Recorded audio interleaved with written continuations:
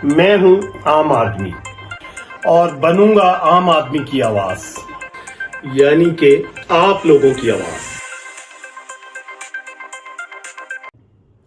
औज़ु बिल्लाहि मिनश शैतानिर रजीम, बिस्मिल्लाहिर्रहमानिर रहीम।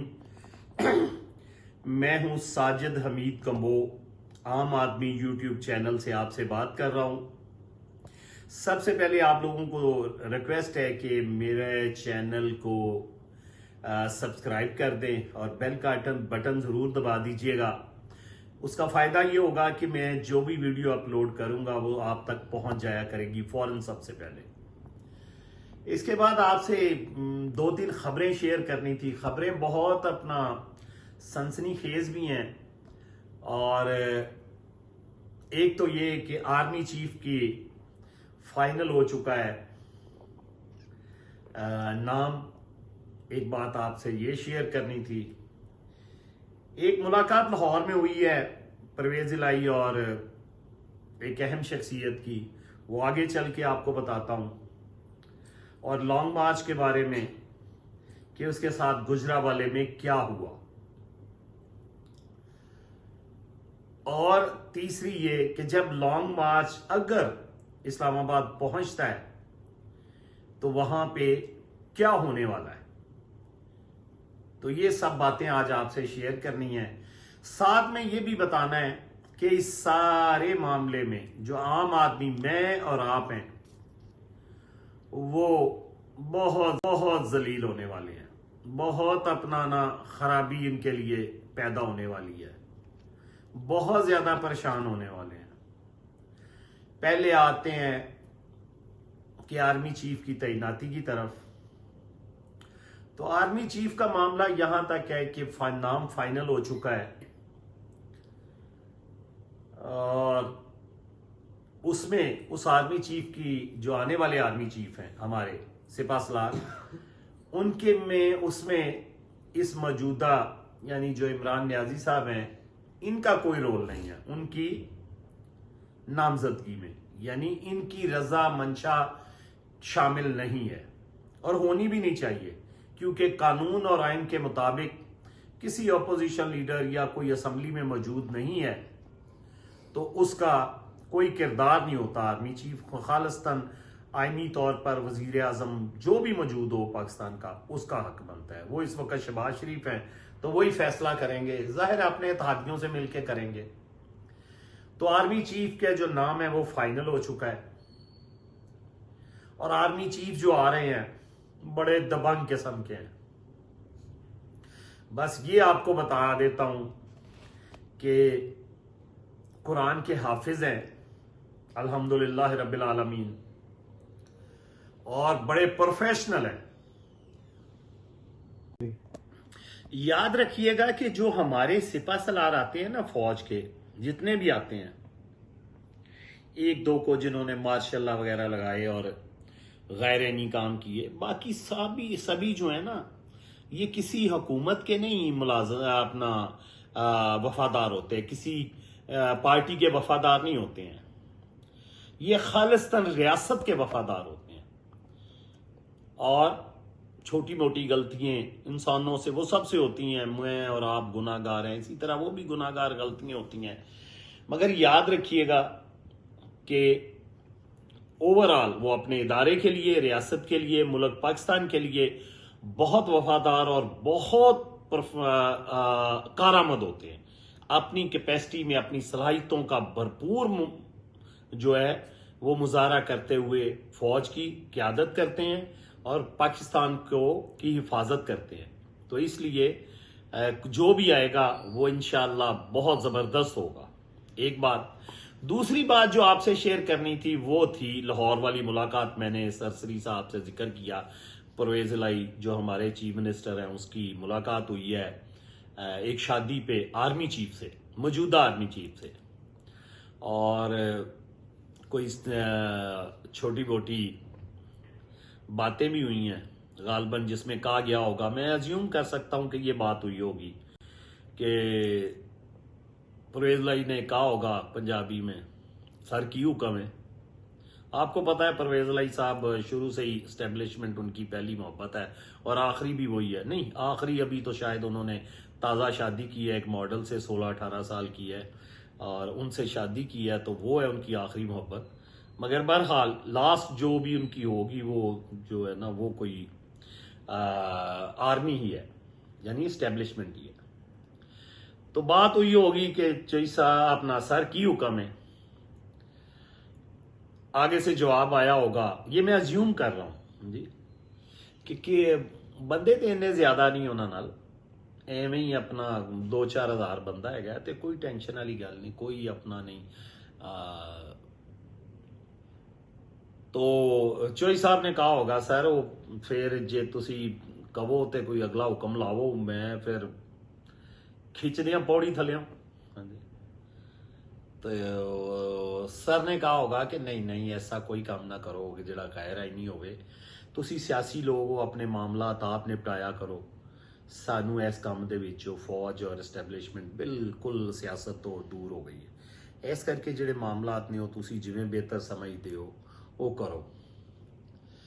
तो फिर परवेज आई ने कहा सर जी कोई माफी की गुंजाइश हैगी ये वास्ते, तो आगे से जवाब आया होगा कि माफी हम गुंजाइश हैगी ये वास्ते, तो आगे से जवाब आया होगा कि माफी हमने नहीं देनी है, अदालतों का काम है, आइन और कानून का मामला है। अगर कुछ उन्होंने गलत किया होगा तो वो जवाब अदालतों को दें, और अगर वहां पे अपनी बात रखें, हमारा तो कोई तल्लक वास्ता नहीं इस बात से। और एक और लास्ट जो बात आपसे करनी थी वो थी लॉन्ग मार्च की। लॉन्ग मार्च आज गुजरांवाले इमरान नियाजी साहब लेके पहुंचे हुए थे। नहीं, लॉन्ग मार्च वहां पे कुछ लोग बैठे उनका इंतजार कर रहे थे और बहुत थोड़े से थे, और बाद में अपना नियाजी साहब कोई 30-40-50 पुलिस की गाड़ियों का प्रोटोकॉल के साथ लाहौर से वहां पे पहुंचे, क्योंकि सो के 10-11 बजे तो वो सो के उठते हैं, तो पहुंचे। और उसके बाद कुछ लोग और ज्यादा हो गए, यानी मैं अगर उसको बहुत ज्यादा फैला दूं तो वो कोई 8-10 हज़ार लोगों का मजमा था। जो लोगों ने जो खान साहब सोच रहे थे कि लाखों और करोड़ों लोग निकल आएंगे, तो ये सारा कुछ नहीं हुआ, ये सब बकवास हुई सारा कुछ ना। लोग बड़े समझदार हो गए आम आदमी ना जी। वोट देते हुए सूरत हाल कुछ और होती है। वोट में बहुत सारी जो जो चंद सीटें ये जीते हैं ना, आप ये बात जहन में रखिएगा कि अपना ना जहां जहां ये सीटें जीते हैं, यहाँ पे पंजाब और केपीके में, यहाँ पे इनकी हुकूमतें हैं जी। और इलेक्शन कमीशन और एस्टेब्लिशमेंट बिल्कुल न्यूट्रल हो चुकी है, अलहदा हो चुकी है। तो जब जहां पे हुकूमतें होती वहां पे पुलिस, वहां की जो अंदर अमला होता है, जो पोलिंग के फराइज अंजाम दे रहा होता है, वो टीचर, वो ये, इन्होंने तो इस दफा ये भी कमाल किया कि इस दफा वो है लेडी हेल्थ वर्कर को लगा दिया था अपना ना पोलिंग अमले पे ना, केपीके गवर्नमेंट ने।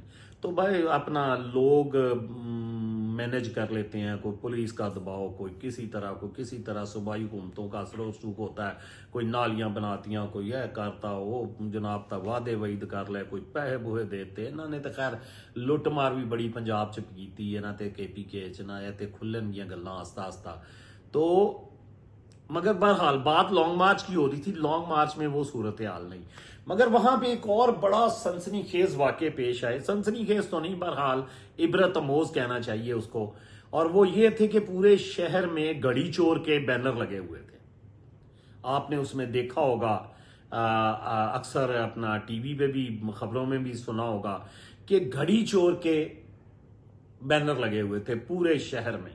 और वो जो हमारे नियाजी साहब हैं उनके लिए बड़ी अपना शर्मिंदगी का और बड़ा खफगी का और गुस्से का सबब बनते रहे।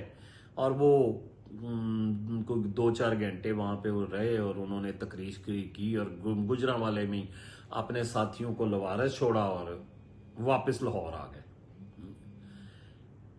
उससे पहले एक मीटिंग हुई इनकी अपने साथियों से कंटेनर में, और वो मीटिंग में इन्होंने बड़ी खफगी का मुजाहरा किया अपने साथियों से। आप तो कहते थे ये हो जाएगा तो वो हो जाएगा, बड़ी जबरदस्त मैनेजमेंट की, हमने ये कर दिया, वो कर दिया। वो हस्बे मामूल उन्होंने किया अपने साथियों से, आप तो कहते थे ये हो जाएगा तो वो हो जाएगा, बड़ी जबरदस्त मैनेजमेंट की, हमने ये कर दिया, वो कर दिया। वो हस्बे मामूल उन्होंने उनको भी डांटा और जनाब कंटेनर पे जो तकरीर की वो वही पुरानी थी, कोई नई बात उसमें शामिल नहीं थी।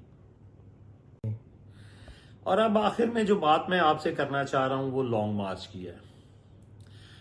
सॉरी, अपना लॉन्ग मार्च ने जैसे ही वो इस्लामाबाद पहुंचना है तो वहां की है।